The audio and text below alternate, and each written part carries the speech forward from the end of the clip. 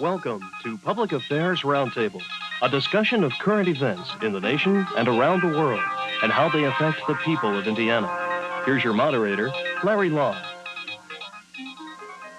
In case you've been out of the country the last couple of weeks, the NCAA basketball tournament is down to the Final Four coming up this coming weekend. The National Collegiate Athletic Association, perceived by many as amateur athletics at its competitive best, but it's been rocked and racked recently by scandals. People are beginning to ask where are the ethics and the academics involved in it, and even beginning to question whether the NCAA can police its own members. Where this all fits, we'll discuss today with a couple of our guests. Don Purvis, who is the Director of Athletics at Ball State University. George Swafford, who since 1972 has been Ball State's faculty representative to the NCAA and is also the Mid-American Conference rep. And John Rouse, our producer and a member of the political science faculty here at Ball State. John, shouldn't we be talking about athletics and academics when we talk about the NCAA? Isn't this college? Well, the big focus in the state has been on education. And what we have an example of is education in action, in a sense.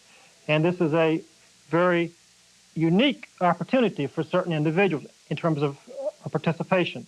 So in a sense, we have competition. And if we talk about competition in terms of the work ethic, we certainly have this illustrated. It's also a very democratic game because it is a game that is one that is enjoyed by people of all incomes.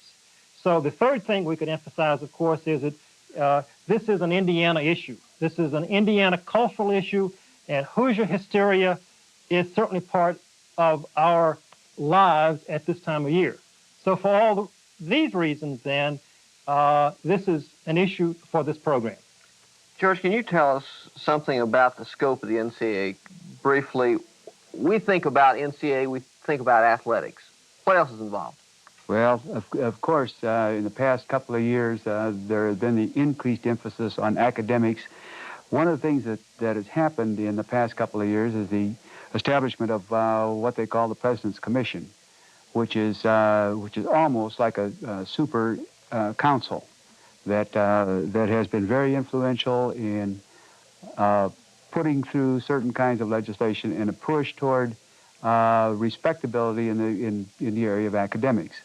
It's no longer going to be one of these kinds of things where a young man can be exploited, can come to a university and participate in an athletic program and take a series of unrelated courses and those kinds of things. With the advent of certain kinds of legislation, 51J, that academic progress as toward a baccalaureate degree is mandatory. It's not a matter of taking isolated courses now. So a young man or young lady that comes into the athletic program is working toward a degree, and it's recognized. It's created some problems. It's created a lot of heated discussion in the establishment of certain kind of academic requirements in terms of entrance requirements and those kinds of things. Certainly have come under a lot of criticism. But I think really it's a step in the right direction, that we've got a perspective that we have to maintain in terms of academics and athletics. Don, some people would say maybe this is an idealistic look at things, to put various academic restraints on these athletes that we saw in Kentucky when a scandal was uncovered down there, that the response was negative to the newspaper, which in fact uncovered the payoffs or the reports of payoffs, rather than outrage that these sorts of things were going on. In the business of college athletics, and I think it is a business, there are certain schools that are known to be football factories or basketball programs more so than educational programs for athletes. I mean, isn't that a fact of life? Well, I think using the term factory might be a little overkill. To say that there have never been any abuses would be equally naive.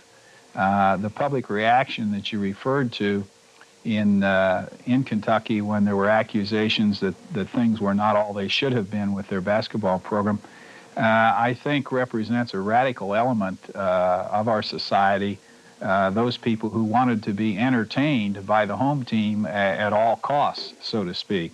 I think a better perspective might be that the vast majority of institutions conduct ethical programs. And I think anybody who says that we're squeaky clean and that we never had an athlete in our program who was a poor student is unrealistic. There are probably some skeletons in everybody's closet. But on balance, the vast majority of athletes at our institution and throughout our conference have been legitimate student athletes. And I think that's due in considerable, the basis for that is due to the fact that we have had more stringent regulations in our conference for many years than what the NCAA required as minimums.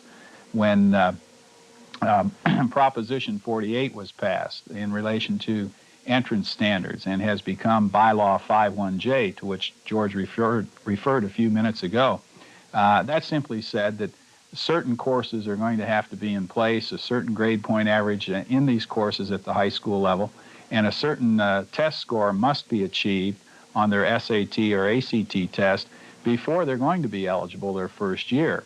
Beyond that, our conference has always had an academic progress rule that they must also have so many hours passed each term, and beyond that, they must have an acceptable grade point average at the end of their freshman, sophomore, and junior year to be eligible the following year.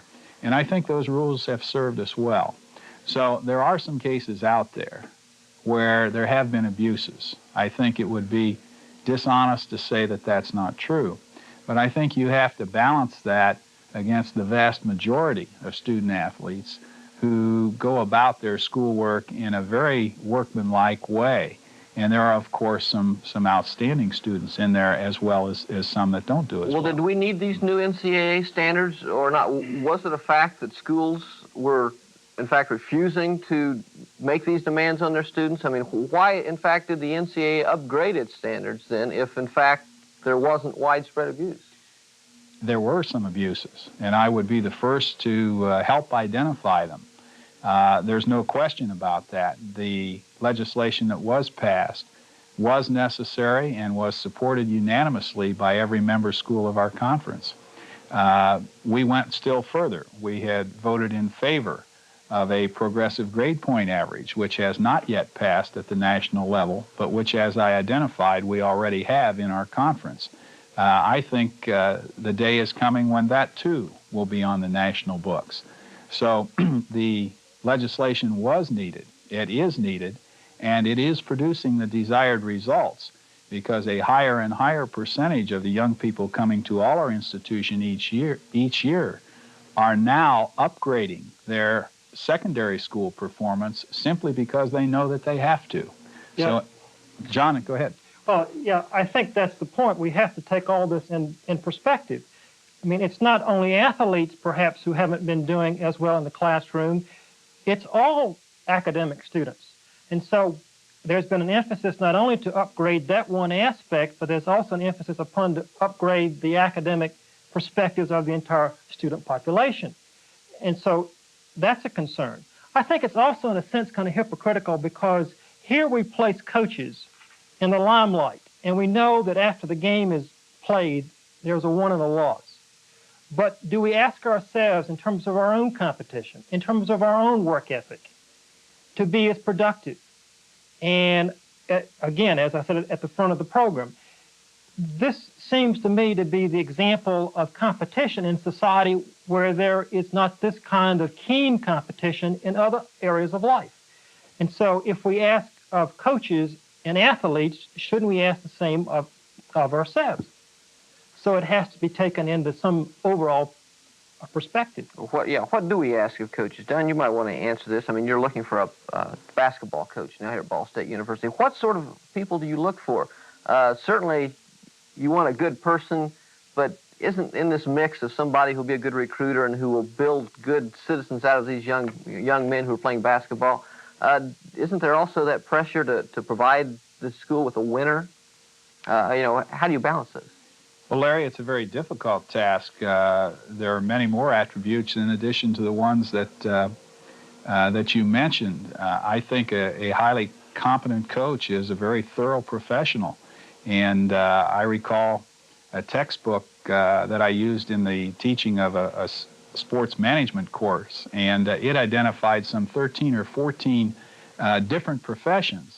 And it was saying, in fact, that a quality head coach needed to be proficient in all of these areas. And they included a psychologist and a recruiter and a motivator, and it went on and on and on. A businessman, an accountant, someone with considerable management skills. And when you looked at all the different areas that were identified, each one was, in fact, applicable to a head coach. And you are looking for a very accomplished person who can deal with a wide range of constituencies and still produce apparently enough wins to satisfy not only the university and the athletic administration, but the alumni. And it's true that it's a very, very demanding position. About 20 years ago, there was a book, a bestseller called Verdict of the Scoreboard. And I can't think of another area in any university where we have what amounts to private teaching for public examination. And we have a public examination in our business every week. There is no tenure, and the outcome of the examination hangs on the wall, and it's there for everybody to see, and then we report it in the paper the next day, and it seems that everybody has an opinion, regardless of their background or training. It is a very demanding profession. The stakes are pretty high too now, aren't they? They sure are. One of the things that I was going to mention, that with the advent of Rule 51J, it has done some things in terms of recruiting and coaches in positions like we're talking about, because it now says that a coach has to look at athletes that meet these minimum requirements, and so we've established that floor. And it's not then like putting the pressure on the coach to go out and recruit a highly talented athlete, but who hasn't performed very well in the classroom during his high school days or junior college days. So this kind of pressure through the academic portion of establishing those minimums will have a long range effect in terms of going out and recruiting. If you talk about now, what precisely is Rule 5J or Rule 51J? 51J and Rule 48, perhaps. I'm not sure. Well, Proposition 48, which translates into 51J when it was converted to the 48 refers to the piece of legislation, and the 51J is when you convert it. And basically what it says, okay, you have minimum stat scores or minimum ACT, whichever one that you use. And you have a core of 11 courses that must be met at the high school level. You must have a C or better in those courses, plus the C average in the 6th, 7th, or at the end of the 6th, 7th, or 8th semesters. See, so that basically is your floor for your academic requirements. And if students, if they don't meet those requirements, they cannot. It doesn't say they can't be admitted to the institution. It says that they cannot participate. They can't receive financial aid and so on at first year. Now, hasn't Rule 48 and the subsequent rule, some people have said that rule is anti-black or discriminatory towards blacks. Is that the case? When the legislation was proposed, and quite frankly, there was a lot of caucuses that were going on. Presidents of historically black institutions were meeting, and they were basically, their position was, don't put us in the position of being against academics. But that wasn't the purpose or the intent. I think probably just the very nature of what has happened throughout the years, that in effect this was really giving a support for high schools to upgrade their program to meet the minimum kinds of programs. In other words, high schools now are increasingly aware of these requirements. And it's only up until the last year or so, because this was passed 4 years ago. But when it started, when it was implemented, now then the high schools have realized that, yeah, they're very serious about it. There were some minor adjustments made in several subsequent legislative sessions. But really what it has done is to tell the high schools, hey, upgrade your programs and you stop utilizing these kids for athletics too. Amateur athletics is what the NCAA is involved in, but this is very big business, isn't it? I mean, don't these athletic programs bring in millions of dollars a year? And then I think one of the commentators on television this past weekend mentioned that the winner of the Final Four, it means an extra $1 million for his school's athletic program. We're talking pressure here. Each one of the Final Four gets $1 million. Larry, let me react to that. These events, and particularly the tip of the iceberg, if you will, the bowl games in football, the NCAA finals in basketball, and so forth, are the tip of the iceberg, and they are the focal point upon which the public focuses all their attention. But there's a great deal that goes into intercollegiate athletics that is not at that particular tip of the iceberg. At Ball State, we have 20 varsity teams, 10 for men and 10 for women. And while the men's football and basketball receives the focus of the media attention, that's not to say that there are not good things going on for the young people who participate in those other 18 activities. So you have to, as an educator, keep that in focus. Now, to respond to your question about big business, it's true that those few events generate great sums of money. That is only the income side. Those same programs, by that I mean in total, cost a great deal of money. And I think that the public, since most people work in business, have a income and cost related focus or thought process. If it doesn't produce a net profit at the bottom line, we don't do it. That's not necessarily true in intercollegiate athletics. Something in the neighborhood of 5% of all intercollegiate athletic programs in the country are balanced in the sense that they produce the same amount of income that it costs to operate the program. About 3 years ago, Ohio State, which is traditionally a leader in football attendance, went break even for the first time. Prior to that, they used to be in the black. Now they're beginning to run in the red, and as you have seen, many schools across the country have been forced to drop programs because they cannot sustain them. And so I think you have to keep it in perspective. If 5% of them are self-sustaining, then that means that 95% of them are not self-sustaining, and it puts into perspective again a little bit the image that the public might hold that these few isolated incidences at the top of the iceberg represent the whole, and they certainly do not. Well, should IU and the three other members of the Final Four then be going to Louisiana, to New Orleans to pick up $1 million apiece for the athletic programs? Should they be rewarded for that, or should that money be spread out more evenly among NCAA schools, George?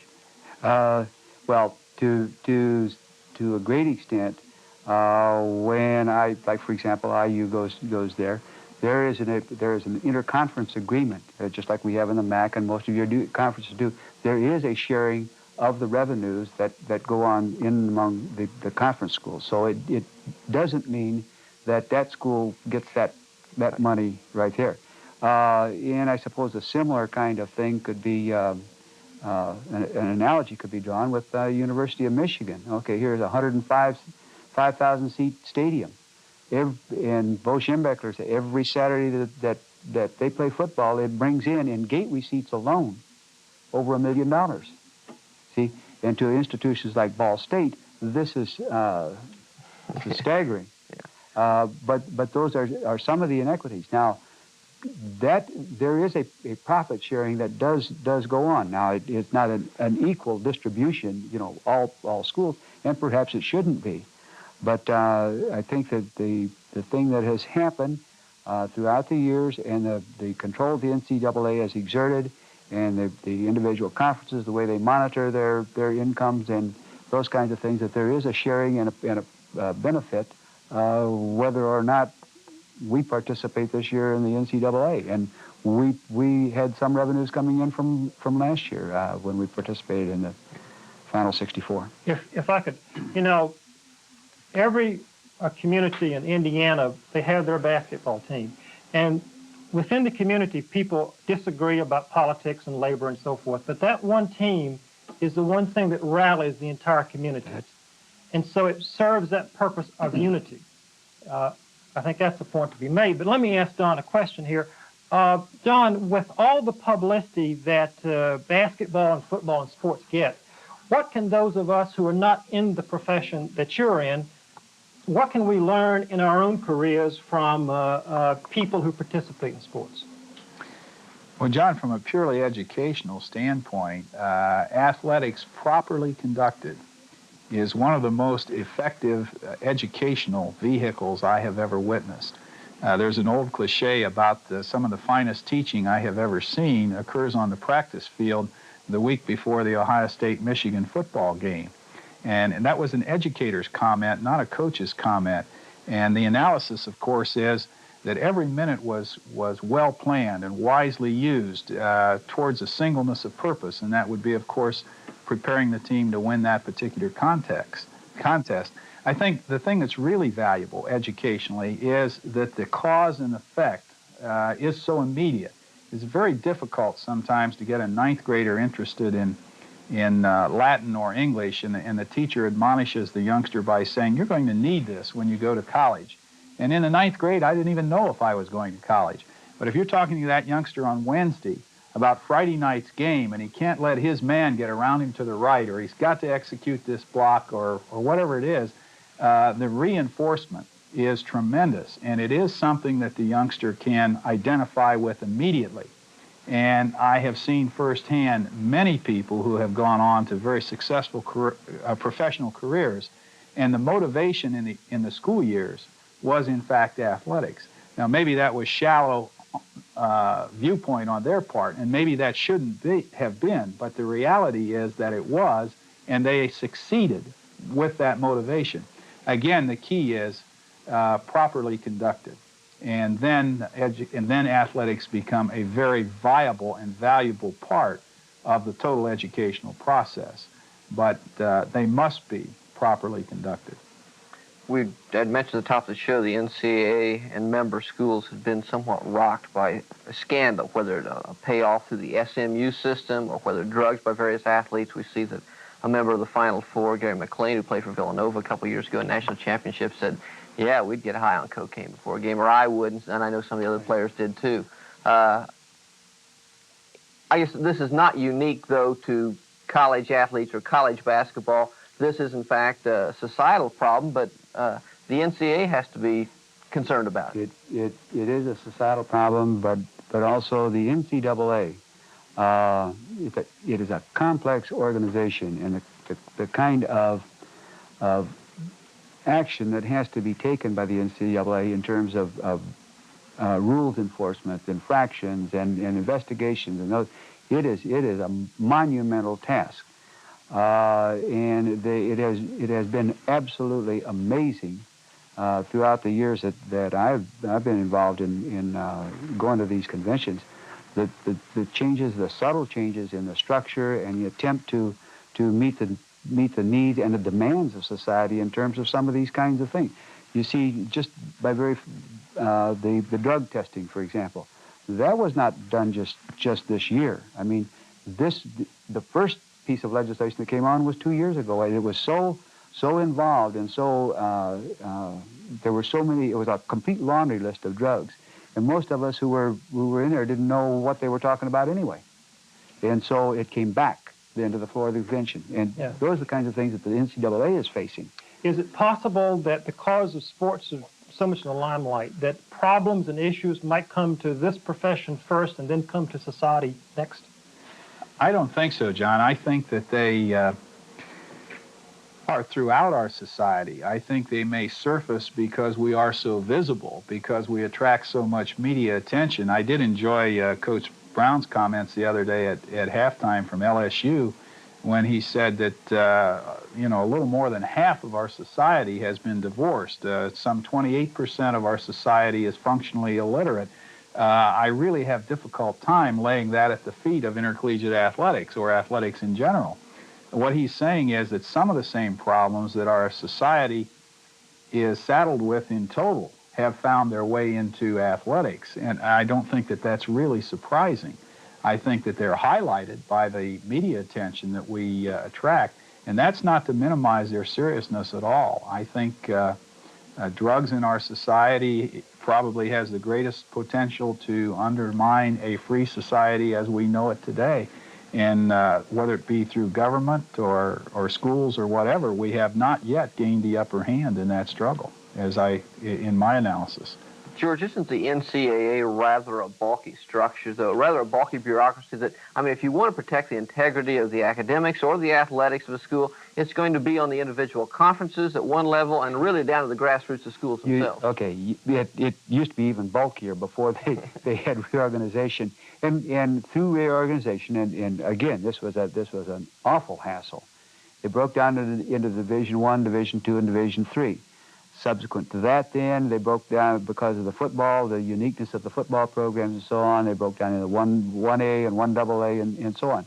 So throughout the years, again, the NCAA has attempted to adjust their internal organism to the needs of the community. I mean, of the universities that they serve. It would seem that the politics then of the NCAA is quite chaotic. In that regard, would the ones that do well, you know, the rich get richer, do the same ones maintain the same power time and time again as you go to these meetings? You know, outside it may seem chaotic. Inside it is very structured, and it is very, very rigid. And there are a lot of things that go on behind the scenes that don't get out. Just the floor battles that occur and the concern that the smaller institutions have about being dominated by the larger schools and those kinds of things. Those are the things that have been addressed, and many times they're addressed in caucus, they're addressed through conference affiliation, through that kind of participation. But in addition to the fact that the NCAA is a voluntary organization established for the governance of intercollegiate athletics for those members. We have other organizations, the NAIA, for example, another organization that is also involved in governance programs. Now, so don't condemn the political system based on what Congress works sometimes. I'm sorry, gentlemen, we're out of time today. Thanks to our guests, George Swafford, Don Purvis, and John Rouse for their comments and commentary. I'm Larry Lough. Thank you for joining us.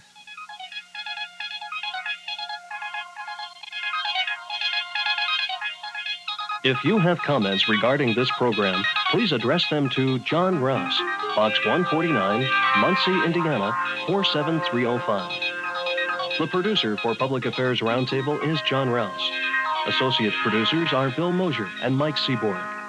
This program is a production of University Media Services, the Department of Political Science, and radio and television stations on the campus of Ball State University in Muncie, Indiana.